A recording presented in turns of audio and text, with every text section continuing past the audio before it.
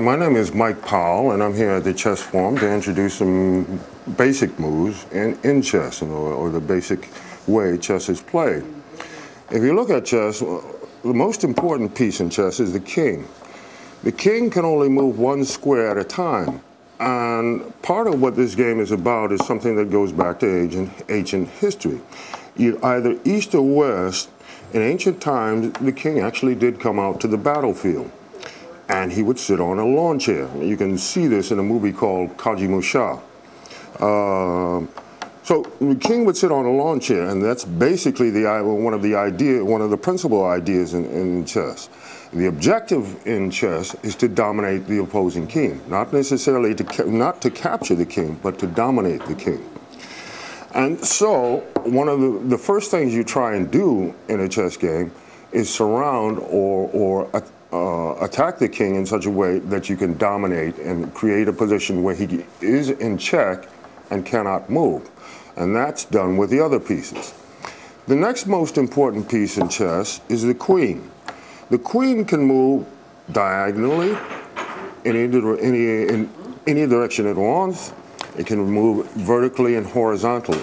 In ancient times, this was not referred to as a queen. It was referred to as Fez, or the field marshal. And so that's one of the essential elements of chess. You don't want to come out too early with your field marshal because he's the first and he's an easy target. Everybody wants to be a hero, and it'd be good to be able to capture the field marshal. Now, the next piece that sits next to the queen and king is the bishop. In ancient Arabian countries, the bishop was referred to as the elephant, but in modern times it has a different approach, a different function altogether, and it moves in a different way. The bishop is like a king in checkers. That is, you have a light squared bishop and a dark squared bishop.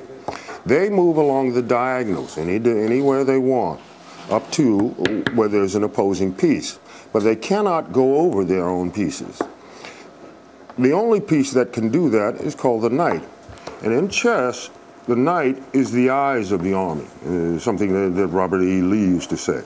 So if I move a knight forward, the knight moves in a sort of L shape. With children, we try and say step, step, side, or step, step, side. So it moves in an L shape, and one of the things that Germans say about that movement is they call it a grasshopper.